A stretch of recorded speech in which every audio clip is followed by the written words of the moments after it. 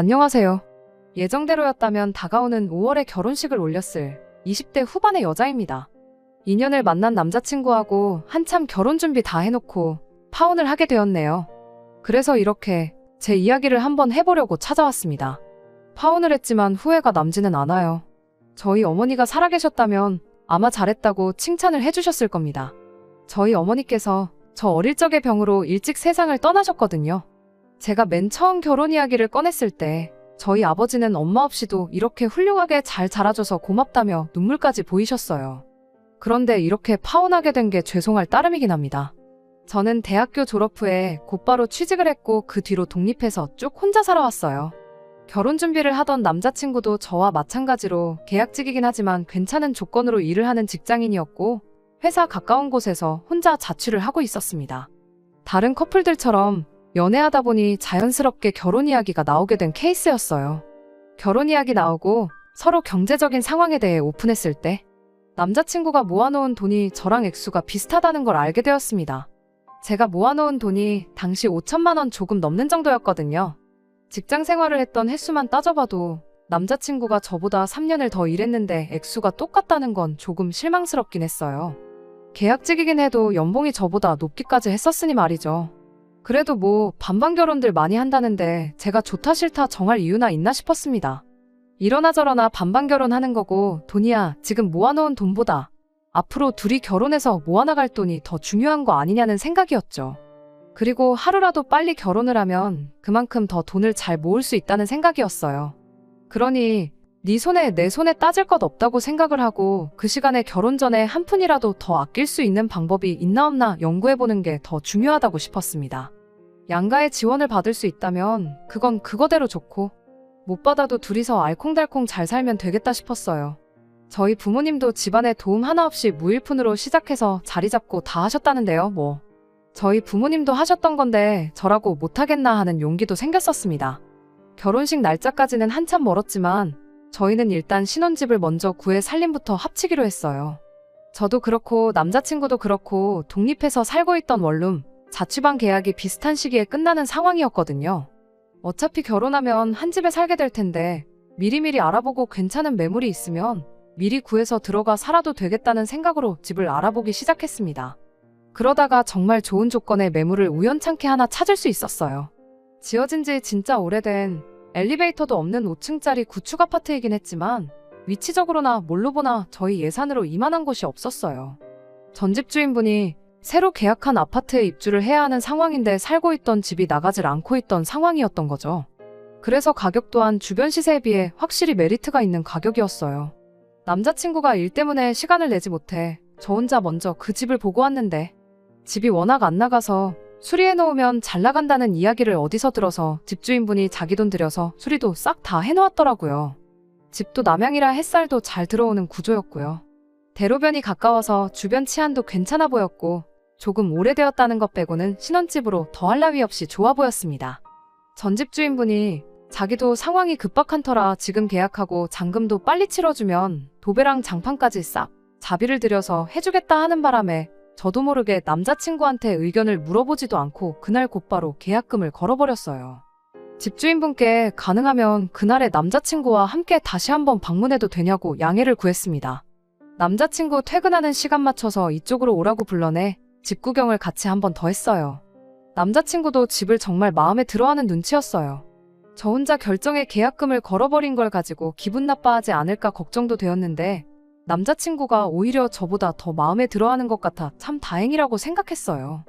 아무튼 집주인분 사정상 저희가 잔금을 빠르게 준비했어야 했는데 남자친구가 그제서야 저한테 그동안 자기 돈은 어머니가 관리를 해주고 있었다는 사실을 털어놓았습니다. 그 나이 먹도록 엄마한테 돈 관리를 맡겨야 하나 싶었지만 자기가 원할 때 돌려받을 수 있는 돈이라고 하니 대수롭지 않게 생각했어요. 그래서 언제까지 잔금을 치르기로 결정을 했고요. 그런데 막상 잔금 치르는 날이 다가오고 있는데 남자친구가 자기 돈은 그냥 두고 대출을 받아서 집을 먼저 구하는 게 어떻겠냐고 물어왔습니다. 돈이 있는데 왜 대출을 받자고 하는 거냐 물었더니 그 돈이 지금 묶여있는 상황이라고 하더라고요. 예비시모가 현재 그 돈을 당신 지인들 몇몇한테 빌려주고 거기서 나오는 이자를 받으면서 용돈벌이를 하고 계신 상황이라며. 그래서 그 돈을 당장 내놓으라기에 조금 그런 게 있다고요. 저는 그게 무슨 소리냐고 잘 이해가 안 간다고 말했었어요. 남자친구는 몇몇 분들이 당장 빌려간 그 돈을 마련할 방법이 없어 보인다고 하면서 그쪽 사람들 상황 이야기를 하더군요.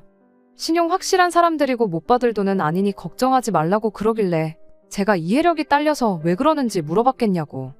어머님이 관리해주고 있어도 엄연히 그건 당신 돈이고 우리가 당장 필요한 돈인데 왜 어머님 지인분들 사정을 따져서 우리가 대출까지 받아서 이자를 감당해야 하느냐 되물었어요.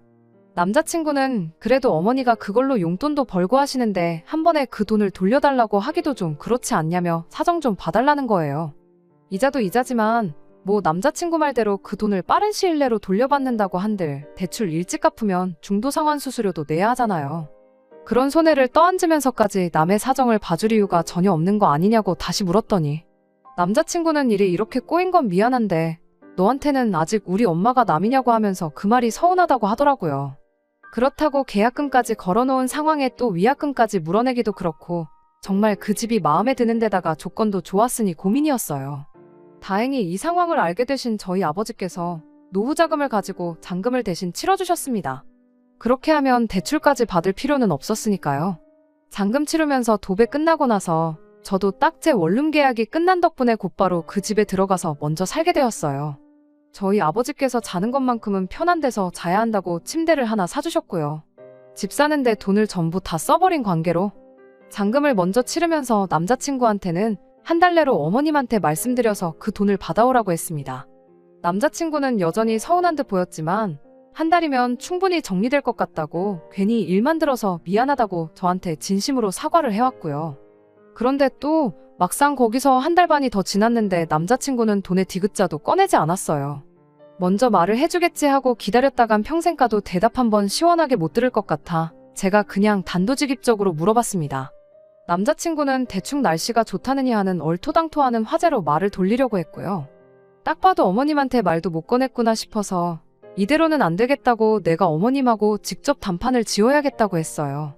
그랬더니 그제서야 자기가 다시 한번 이야기해보겠다고 하는데 이젠 저도 봐줄 만큼 봐줬다 싶었고 그러면 당장 어머님한테 전화드려서 물어보라고 했죠. 그렇게까지 해야 하냐며 주저하던 남자친구는 제 고집을 이기지 못하고 결국 제 앞에서 예비 시어머니한테 전화를 드렸습니다. 예비 시어머니의 답변은 참으로도 어이가 없었고요. 저도 통화 내용을 들을 수 있게 스피커폰으로 전화를 하고 있었거든요. 당연히 예비 시어머니는 그 사실을 몰랐고요.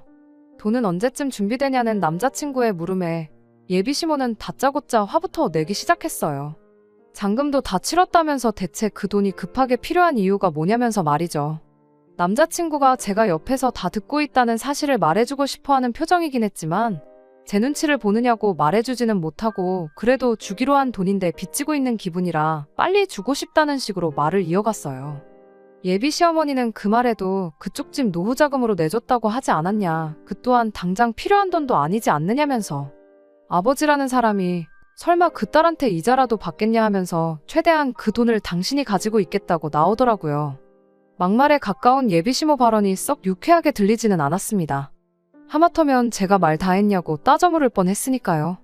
예비 시어머니 말 맞다나 저희 아버지께서 자식인 저한테 이자를 받기로 하고 그 돈을 해주신 건 아니에요. 아직 아버지께서 일도 하고 계셔서 당장 급한 돈도 아니었고요. 하지만 반대로 생각하면 예비 시모도 자식 돈을 가지고 용돈벌이를 하고 있는 상황이잖아요. 자식이 자기 돈이 필요하다는데 당신이 얼마 돈 좀 벌겠다고 그 돈을 쥐고 놓지 않으려고 하는 모습이 참 뻔뻔하다고 느껴졌어요. 그리고 곧 결혼을 앞두고 있는데 언제까지 그 돈을 가지고 계시겠다는 건지 그냥 하루라도 빨리 돈을 돌려주시는 게 앞만 봐도 제일 좋은 방법이라는 생각밖에 들지 않았거든요. 예비 시어머니는 당신 할 말 다 하고 그냥 전화를 끊어버렸고 남자친구는 저한테 미안해 죽으려는 표정이었죠.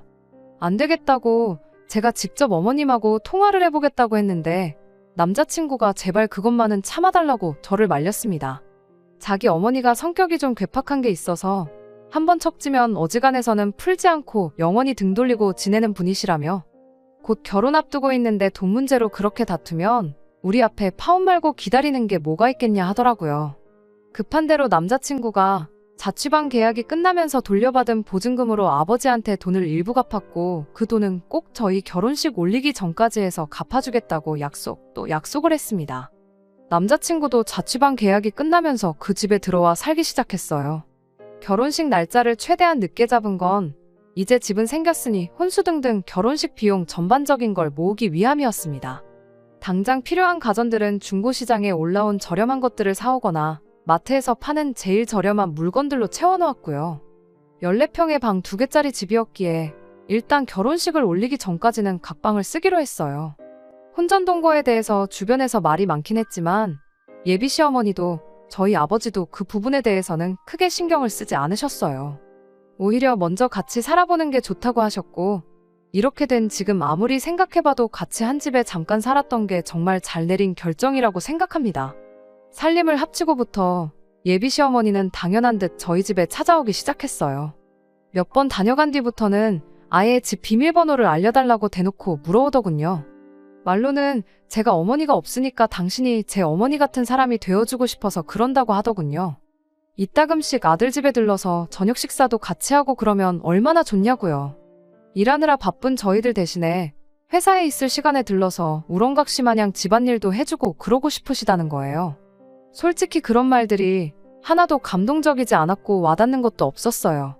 만약 저희 어머니가 살아계셨다고 해도 저렇게 말도 없이 불쑥 집에 찾아오면 정말 싫었을 거예요. 비밀번호도 아예 궁금해하지도조차 않으셨을 테고요. 만에 하나 비밀번호를 알려달라고 하셨다 할지라도 저는 알려드리지 않았을 겁니다. 애초에 돌아가신 저희 어머니를 대신해서라는 말부터가 믿을 수가 없었지요. 잔금 치를 때만 해도 네 돈 내 돈 하셨던 분이고 굳이 저한테 있어서 어머니 같은 사람이 돼주고 싶다는 분이 100% 제 돈과 저희 아버지 돈으로 산 집을 아들 집이라고 콕 집어서 말하는 것만 봐도 뻔하잖아요. 그래서 이 집 비밀번호는 저희 아버지도 모르시고 앞으로 알려드릴 생각 없다고 단호하게 거절했어요. 아예 집이 정확히 어디 있는지 주소조차 모르신다고요. 제 대답에 예비 시어머니는 대수롭지 않게 그러냐 알겠다고 대답했지만 정작 그렇게 포기한 척하고 돌아가서는 누가 이기나 보자는 식으로 나왔습니다. 밤낮을 가리지 않고 저희 집을 찾아와 초인종을 눌러대기 시작했으니까요. 어쩔 때는 밤 11시가 넘어서 찾아온 적도 있었고요. 그런 식으로 계속해서 괴롭히기 시작하니 정말 문 앞에서 인기척만 느껴져도 온몸의 신경이 곤두설 정도로 예민해지더라고요. 그렇게 몇 날 며칠을 시달리다 결국 제가 항복을 했어요. 내 집에서 잠도 편하게 못 자겠고 스트레스 받는 걸 견딜 수가 없었거든요. 남자친구도 계속 이만하면 그냥 알려드리고 말자며 저를 설득하던 걸 보니 제가 아니었어도 아마 언젠가 남자친구가 알려드렸을 것 같네요. 아무튼 비밀번호를 알게 된 예비 시어머니가 했던 말 중에 저희 일하고 있는 사이에 집에 들러서 밥도 해놓고 집 정리도 해주고 그러겠다던 그 말이 지켜진 적은 단 한 번도 없었습니다. 하루는 퇴근하고 집에 오니 벌써 예비 시어머니가 집에 와 계신 적이 있었어요. 편하게 들어누워서 TV를 보고 계시더군요. TV 보면서 드신 건지 거실 바닥에는 온갖 과자 봉지며 부스러기가 널브러져 있었고요. 무슨 일로 오셨냐니까 예비 시어머니는 내 아들 집에 네 허락까지 받고 와야 되냐는 대답을 하더군요. 우리 집 TV가 당신 집에 있는 것보다 화질도 선명하고 화면도 커서 TV 보는 맛이 나니까 온 거라고 하대요? 앞으로 TV 보고 싶을 땐 여기 와서 보겠다고 대놓고 통보까지 하면서요. 원래는 저희들 퇴근하기 전에 가려고 했는데 시간이 벌써 이렇게 됐다며 이참에 저녁도 먹고 가야겠다고 저보고 아들 퇴근 시간 맞춰서 밥도 준비하라고 하더라고요. 이미 예상은 했지만 저한테 했던 말들이 비밀번호 하나 받아내겠다고 꺼낸 개수작에 불과했던 거였어요. 고작 이딴 이유로 돌아가신 저희 어머니까지 걸고 넘어지면서 비밀번호를 물어봤다는 게 가증스럽기 짝이 없었습니다. 방에 들어가서 옷을 갈아입고 있었는데 몇 번을 생각해봐도 화가 가라앉지 않더라고요. 한마디 해야 하나 말아야 하나 고민하던 찰나에 타이밍 좋게 남자친구가 퇴근해서 집에 돌아왔어요. 방문 너머로 남자친구가 여긴 어쩐 일로 오셨냐고 묻는 소리가 들려왔는데 예비 시모는 저한테 했던 대답 그대로 TV가 화면이 크고 보기 편해서 왔다고 대답을 해왔습니다. 남자친구 입에서 그런 이유로 오실 거면 오지 마시라는 대답을 기대한 제가 바보였어요. 남자친구는 그렇냐고 하면서 아직 소파를 안 샀는데 소파부터 하나 사야겠다며 자기 어머니 편하게 TV 볼 환경을 만들어줄 생각밖에 없어 보였거든요. 식사는 배달음식 시켜서 대충 먹었어요. 주중에는 일 때문에 저나 남자친구나 지쳐있던 상황이다 보니 식사는 되도록 간편하게 때웠거든요. 밥을 어떻게 차려주길래 먹을 게 없어서 배달을 시키냐는 예비시모 잔소리가 있었지만 한 귀로 흘리고 한 귀로 넘겼어요. 식사 준비 똑바로 안 한 네 잘못이라며 저보고 시키라고 했지만 남자친구가 분위기가 험악해지는 걸 감지하고는 자기가 쏘겠다며 상황을 정리했고요. 밥 먹는 내내도 분위기는 안 좋았고 예비 시어머니도 TV도 볼 만큼 보고 밥도 먹어서 배도 불렀는지 이만 가보겠다며 그제서야 집에 돌아갔고요. 평소보다 심하긴 했지만 그날따라 이 상황들이 너무 지치더라고요. 결혼 전에도 이 정도면 결혼 후에는 어떻게 되겠나 싶고 머릿속에 많은 고민이 오고 가기 시작했어요. 괜히 남자친구랑 있어봐야 싸움만 하겠다 싶어서 먼저 쉬겠다고 방으로 들어갔는데 남자친구가 방으로 따라 들어오더라고요. 그때까지만 해도 남자친구가 제 고충을 이해하고 사과를 하러 왔구나 생각했어요. 그래도 미안하다는 말 한마디 들으면 그날 예비시모랑 있던 일은 잊고 남자친구와 허심탄회하게 앞으로에 대해서 상의를 해볼까 하는 생각이었습니다. 하지만 남자친구는 그런 제 기대를 다 무시하고 대뜸 우리 집 TV를 떼서 엄마 집에 설치해주면 어떻겠냐고 하더라고요. 어차피 우리가 TV를 잘 보는 사람들도 아니고 보고 싶은 거 있으면 핸드폰으로 보면 되는 거 아니냐고요. 막말로 우리 집 TV가 몇백만 원 하는 대기업 TV도 아니고 그냥 마트에서 파는 제일 싸구려 TV 아니겠냐고. 이참에 싸구려 TV 하나 포기하고 생색 좀 내면서 엄마한테 점수 좀 따면 되는 거 아니냐대요. 어머니 와 계시는 거 별로 탐탁치 않아 하는 거 오늘 제 반응만 봐도 잘 알겠다며. 그러면 우리 집 TV를 가져다가 엄마 집에 설치해주면 어머니도 이렇게 TV 보러 빈집에 들락거릴 일도 없을 테고 그러면 너는 엄마가 안 와서 좋고 어머니도 좋은 TV 하나 생기는 거니까 좋은 거 아니냐고. 둘이 서로 윈윈하는 거라며 말도 안 되는 궤변을 늘어놓기 시작했습니다. 그 말을 들으니 그날 하루는 물론이고 이전부터 참아왔던 것들이 한 번에 다 터져버리더라고요. 좋게 풀고 넘어갈 생각은 이미 진작에 사라지고 없었고요. 그게 당신 어머니만 좋은 거지 어딜 봐서 서로 좋은 거냐고요. 그리고 자꾸 우리 집 TV, 우리 집 하지 말라고 했어요. 막말로 이 집에 네 돈 들어간 게 뭐가 있다고. 내 집을 두고 왜 자꾸 우리 집 거리느냐고요. TV 하나 놓아드린다고 안 오실 분이었으면 진작에 안 오셨을 거 아니냐고. 그리고 네 돈으로 이자 받아서 용돈 벌고 계시지 않냐. 벌써 그때부터 몇 달이 지났는데 그 돈으로는 대체 뭐 했길래 마트에서 파는 싸구려 TV 하나 장만 못하고 결혼도 안 한 예비 며느리 집까지 쳐들어와서 시어머니 대접을 받으려고 하냐고 쏘아붙였습니다. 다음번에는 에어컨이 시원해서 좋다. 침대가 편해서 좋다 하면서 내 집 살림 다 어머니한테 가져다 바치고 그때가 돼서 못 오게 할 거냐고. 저는 그렇게는 못하겠고 이제 더는 못 참겠다고 한마디 했어요. 살림살이 가져다 바칠 생각하기 전에 그냥 깔끔하게 전화 한 통 드려서 그만 좀 오시라고. 이대로 가다간 결혼하기 전에 파혼당할 판이다 한마디 해주는 게 뭐 그렇게 어려운 일이냐 따졌네요. 저도 말이 조금 심하긴 했지만 여태껏 반년 가까운 시간 동안 좋게 넘어가서 좋은 꼴 본 적이 단 한 번도 없으니 이 정도면 충분히 설명이 되었을 거라 생각했는데 남자친구는 오히려 저한테 화를 내더군요. 연애하는 동안 한 번도 다툰 적이 없었는데 그동안 자기도 불만이 많았다면서 기분 나빴던 일들을 늘어놓더라고요. 돈을 준다고 하는데도 뭐 우리 엄마가 내 돈 떼먹을 것처럼 말했다던 것부터 비밀번호 그거 알려드리는 게 뭐가 어려운 일이라고 지은 지 30년도 더 된 아파트 가지고 그렇게 생색이냐면서 말이죠. 시어머니랑 사이가 안 좋으면 어떻게 잘 지내볼 생각부터 해야지. 며느리가 돼서 어떻게 영 끊을 생각부터 하냐고 입에 개거품을 무는데 그쯤 되니까 오히려 마음이 홀가분해졌어요. 그래서 제가 남자친구한테 무슨 말 하는지 알겠다고. 그럼 얼른 가서 TV부터 설치해드리고 오라고 했습니다. 제가 자포자기한 걸 남자친구는 자기가 저랑 말싸움을 해서 이긴 거라 생각이라도 했는지 이내 표정이 싱글벙글해서는 TV 달아주고 엄마한테도 잘 말씀드리고 오겠다고 하더라고요. 남자친구가 TV 가지고 지 엄마 집으로 출발한 순간에 저도 행동을 시작했어요. 남자친구 짐이라고 해봐야 옷까지 몇 개에 지 돈 들여서 이 집에 가져온 거라고는 혼자 자취할 때부터 쓰던 옷걸이 몇 개가 전부였네요. 여행 가방이라도 있다면 거기다 담아줬겠는데 마땅한 게 없어서 커다란 쓰레기 봉투에다가 차곡차곡 담아줬어요.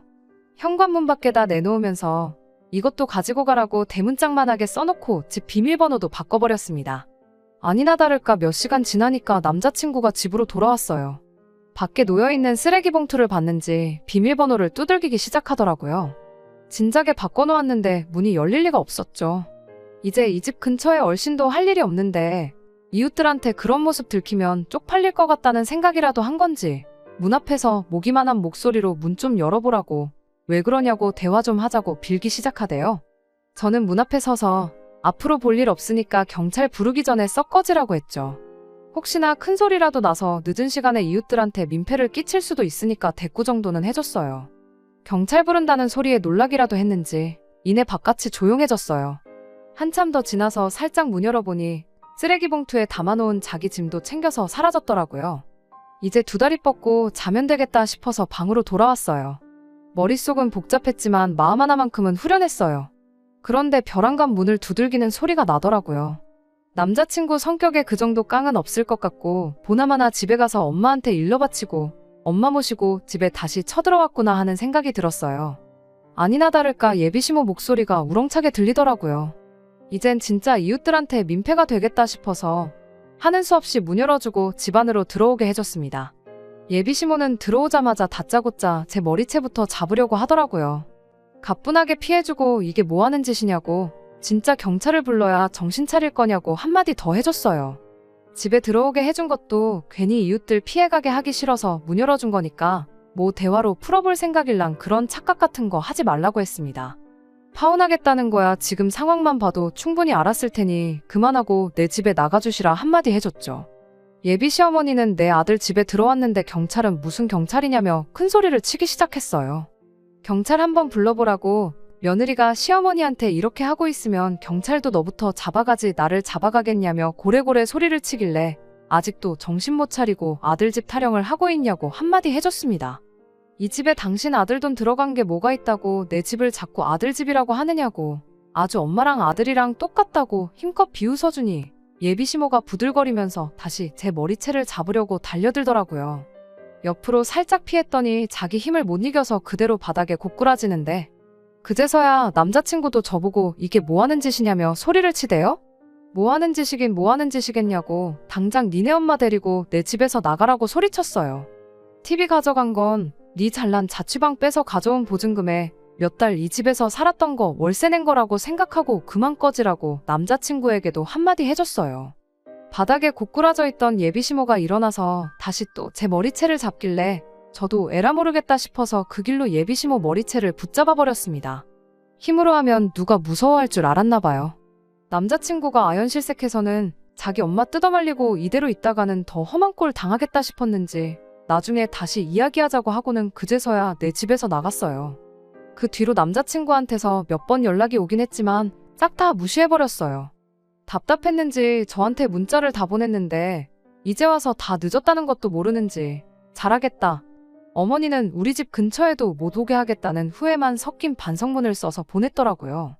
알고 보니 자기가 여태 모아놓은 돈도 어머니가 지인들한테 돈놀이를 해주고 있던 게 아니라 다 쓰고 없다더라면서 당장 주기로 했던 집값은 못 줄 것 같지만 앞으로 평생 어머니하고는 볼 일 없이 지내겠다. 이런 식으로 꽤나 길게 써서 보냈더라고요. 그래도 반성문 써서 내민 정성을 봐서 답장은 해줬습니다. 내 마음 돌릴 생각은 추호도 없으니 다시 잘해볼 생각이라면 꿈 깨라고요. 그렇게 몇 번 강하게 나갔더니 얼마 전부터는 더 이상 연락도 오질 않네요. 그나마 덕분에 내 집 마련한 걸 위안 삼으려고 합니다. 아직 아버지한테 빌린 돈은 앞으로 제가 갚아야 할 돈이긴 하지만 요새 힘든 부동산 상황 속에서도 재개발 소식에 집값이라고 조금 오른 상황이라서 갚을 돈만큼은 아니지만 투자라고 생각하면 조금 이득을 봤으니까요. 돈이 다가 아니지만 그나마 이 집이 마음의 위로라도 되는 것 같아요. 결혼하기 전에 같이 살아보는 거 나쁘지 않은 선택이었다고 생각해요. 이혼한 게 흠도 아니라는데 그깟 몇 달 한 집에서 같이 지낸 게 앞으로 제 인생에 무슨 흠이나 되겠나 싶거든요. 이걸 저희 일부라고 받아들이고 진짜로 저를 위해주고 아껴주는 사람을 만나면 되는 일 아니겠어요? 결혼 전에 동거했다는 눈치가 무서워서 그냥 결혼을 해버렸다면 아마 100% 이혼했을 거고 그걸로 더 눈치 보고 살았을 거예요. 이혼보다 깔끔한 파혼이 100번 낫죠. 끝까지 들어주셔서 감사합니다. 오늘의 사연은 여기까지입니다. 구독과 좋아요, 알람 설정 부탁드리고 더 좋은 사연으로 다시 찾아뵙겠습니다. 감사합니다.